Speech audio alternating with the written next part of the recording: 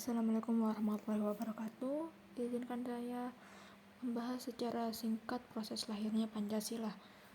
Sebelumnya, perkenalkan, nama saya Raika Amanda Sinta Dewi, nomor induk 0566596648 dari UT Malang, jurusan akuntansi.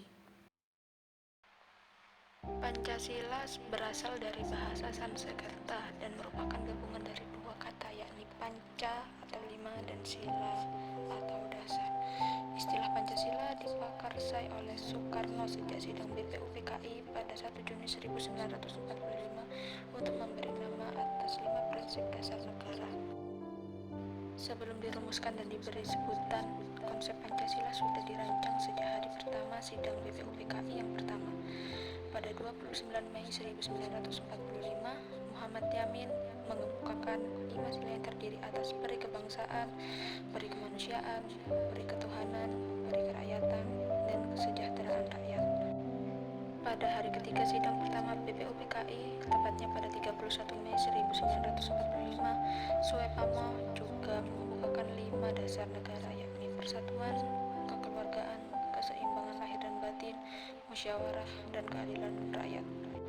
Keesokan harinya, pada hari keempat, Soekarno mengemukakan usulannya akan 5 dasar negara, yakni kebangsaan Indonesia, internasionalisme atau peri kemanusiaan, mufakat atau demokrasi, kesejahteraan sosial, dan ketuhanan yang Maha Esa. Kelima prinsip ini diberi nama Pancasila.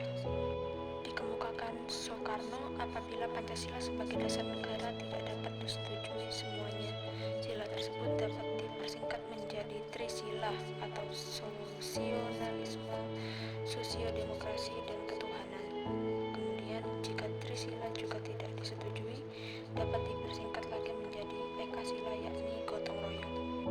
Panitia 8. Setelah semua usulan disampaikan, dibentukkanlah panitia kecil yang beranggotakan 8 orang, yakni meliputi Soekarno, Mohatta, Sutarjo, Wajid Hasim, Ki Bagus Hadikusumo, Otto Iskandar, Muhammad Yamin, dan A.A. Maramis. Tugas dari 8 panitia ini adalah untuk menampung dan mengidentifikasi usulan anggota BPUPKI. Berdasarkan usulan yang diterima, ternyata ada perbedaan usulan yang cukup besar. Golongan Islam menghendaki agar negara diselenggarakan berdasarkan syariat Islam, sedangkan golongan nasionalis menghendaki negara tidak diselenggarakan berdasarkan hukum agama tertentu. Panitia 9. Untuk mengatasi perbedaan tersebut, dibentukkanlah panitia kecil baru yang beranggotakan 9 orang dan dikenal dengan sebutan Panitia 9. Ke-9 anggota panitia ini berasal dari golongan Islam dan nasionalis, yakni Soekarno, Mohatta, Muhammad Yamin, A.A. Maramis, Ahmad Soebarjo, Abdikusumo, Abdul Kahar, Muzakir, Wasid Hasim, dan Agus Salim. Dalam sidang Panitia 9 pada 22 Juni 1945, tercapai kesepakatan dasar yang populer dengan nama Piagam Jakarta dan kemudian tertuang dalam alinea keempat pembukaan Undang-Undang Dasar 1945, yakni sebagai berikut: ketuhanan dengan kewajiban menjalankan syariat Islam bagi pemeluk-pemeluknya, ketuhanan yang adil dan beradab, persatuan Indonesia, kerakyatan yang dipimpin oleh hikmat kebijaksanaan dalam permusyawaratan perwakilan, dan keadilan sosial bagi seluruh rakyat Indonesia. Sidang BPUPKI kedua. Dalam sidang BPUPKI kedua, 10 Juli 1945 sampai dengan 16 Juli 1945, tercapai kesepakatan bahwa dasar negara yang digunakan adalah Pancasila sebagaimana tertuang dalam Piagam Jakarta. Selain perihal Pancasila sebagai negara, sidang BPUPKI yang kedua juga menyepakati pemerintahan negara republik, wilayah yang disepakati, dan pembentukan 3 panitia kecil: perancang undang-undang dasar, ekonomi dan keuangan, dan pembela tanah air. Penetapan Pancasila dalam sidang PPKI. Dalam sidang PPKI pada 18 Agustus 1945 ditetapkan bahwa sila pertama Pancasila diubah menjadi ketuhanan yang Maha Esa. Frasa syariat Islam dan sejumlah ketentuan untuk menjalankannya dihapuskan. Perubahan ini dilakukan demi kepentingan bangsa dan negara yang beraneka ragam suku dan agama. Perubahan sila pertama dianggap mencerminkan toleransi yang tinggi di Indonesia, juga persatuan dan kesatuan bangsa.